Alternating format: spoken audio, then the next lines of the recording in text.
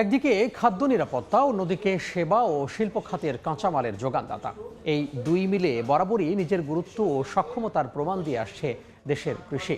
তারপরও বছর বছর বাজেটে কৃষির গুরুত্ব কমছে এমন দাবি করে বিশেষজ্ঞরা বলছেন, স্মার্ট বাংলাদেশ গড়তে স্মার্ট করতে হবে এই উর্বর ভূমির কৃষিকেও।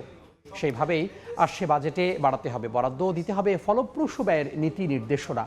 আর ভর্তুকি ব্যয়ের স্বজনপ্রীতি, দুর্নীতির জাঁতাকল থেকে মুক্তি চান প্রান্তিক কৃষকরা।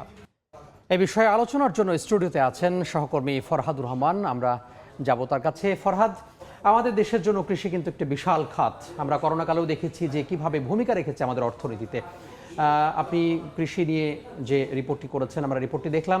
ফরহাদ, একটু বলবেন আমাদেরকে যে আমাদের অর্থনীতিতে কৃষির যে ভূমিকা বা গুরুত্ব, সেটা নিয়ে ছোট্ট করে একটু বলবেন আমাদের। ধন্যবাদ তামিম। আপনি জানেন বাংলাদেশের অর্থনীতির জন্য কৃষি বারবারই তার বুক চিতিয়ে আগলে রেখেছে অর্থনীতিকে। মুক্তিযুদ্ধের পর থেকে এই 53 বছরে বাংলাদেশের অর্থনীতিতে যত ঘাত প্রতিঘাত এসেছে, বন্যা, খরা, জলোচ্ছ্বাস সহ সব কিছুতেই এই কৃষি কিন্তু এই অর্থনীতিকে আগলে রেখেছে। আমরা যদি কৃষির স্পেসিফিক কিছু গুরুত্বের কথা দেখি তাহলে দেখব যেটি আমাদের গত 22-23 অর্থ বছরে কৃষিতে যেটি রয়েছে অন্তত বলতে 11.38% জিডিপিতে অবদান রেখেছে আমাদের কৃষি। এছাড়াও বাংলাদেশের জনসংখ্যার 80% কিন্তু কৃষিতে নিয়োজিত। এছাড়াও আমাদের শ্রমশক্তির 60% এই কৃষি খাতে কিন্তু নিয়োজিত। এছাড়া অন্যান্য যেসব শিল্প রয়েছে বাংলাদেশের অর্থনীতির জন্য গুরুত্বপূর্ণ অবদান রাখে, সেসব অর্থনীতি এই শিল্পগুলোর কাঁচামালের যোগানদাতাও কিন্তু এই কৃষি।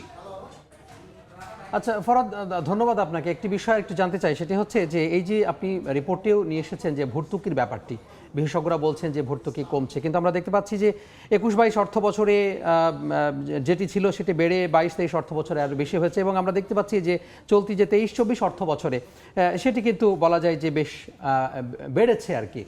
তো এই চিত্রটি নিয়ে আপনি কি বলবেন?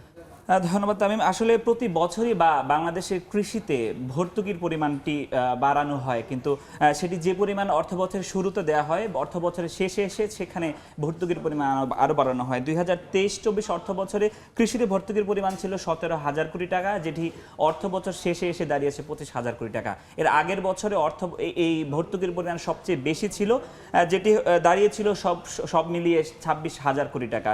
এর আগেও যেটি ছিল 9,500 কোটি টাকা, সেটি অর্থ বছর শেষে 12,000 কোটি টাকাতে দাঁড়িয়েছে। অর্থাৎ অর্থ বছরে যে বরাদ্দটুকু ভর্তুকিতে দেওয়া হয়, অর্থ বছর শেষে দেখা যায় সে বরাদ্দ আরও বাড়াতে হয়। অর্থাৎ কৃষির উন্নয়নে, কৃষির যান্ত্রিকরণে, এই কৃষির গুরুত্ব প্রান্তিক লেভেলে কৃষকদের কাছে পৌঁছে দেওয়ার জন্য, তাদের সহজ কৃষিকাজ তাদের কাছে পৌঁছে দেওয়ার জন্য এই কৃষি খাতে বরাদ্দ কিন্তু প্রতি বছরই অর্থ বছর শেষে বাড়ানো হয়। ফরহাদ, আপনার কথা অনুযায়ী যদি ধরি, যদি বেশি হচ্ছে তাহলে প্রান্তিক পর্যায়ের সুফল আসলে পৌঁছাচ্ছে না। আমরা আপনার রিপোর্টেও দেখলাম যে দুর্নীতির একটি অভিযোগ রয়েছে, বা আরও বিভিন্ন ধরনের সিন্ডিকেটের অভিযোগ রয়েছে। দুর্নীতির বিষয়ে আসলে কৃষকদের নিয়ে কি বক্তব্য আছে আপনার কাছে? আসলে ভর্তুকি যে পরিমাণ দেয়া হয় তার অধিকাংশ খরচ কিন্তু হয় সারে।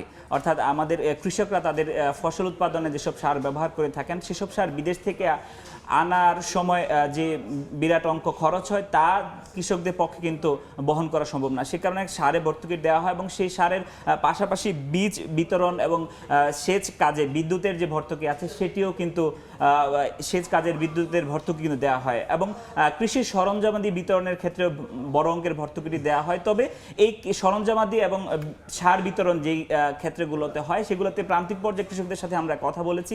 তারা যেটি বলছিলেন যে ডিলাররা আসলে বড় অঙ্কের টাকা আসলে এই সরঞ্জামাদির পক্ষ থেকে তারা নিয়ে নেয়, মূল সুবিধাভোগীটা তারা কিন্তু হয়ে থাকে। অর্থাৎ প্রান্তিক পর্যায়ে এই কৃষকদের এই ভর্তুকির পরিমাণ খুবই নগণ্য পর্যায়ে।